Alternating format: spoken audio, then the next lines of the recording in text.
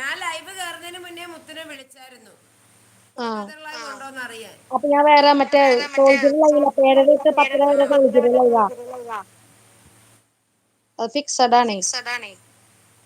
Okay ചേട്ടാ ഒരു ഇത്തിരി നേരം കൂടെ ഞാനൊരു ഒരു പാട്ട് പാടും, അത് അയ്യപ്പന്റെ കഴിഞ്ഞ് ചേച്ചിക്ക് റിയലൈസേഷൻ വയ്യ, പറഞ്ഞിട്ട് നമുക്ക് ലൈവ് നിർത്താൻ ബാക്കി എനിക്ക് ഇറങ്ങിയേക്കാം. നാളെ പാടാട്ടോ.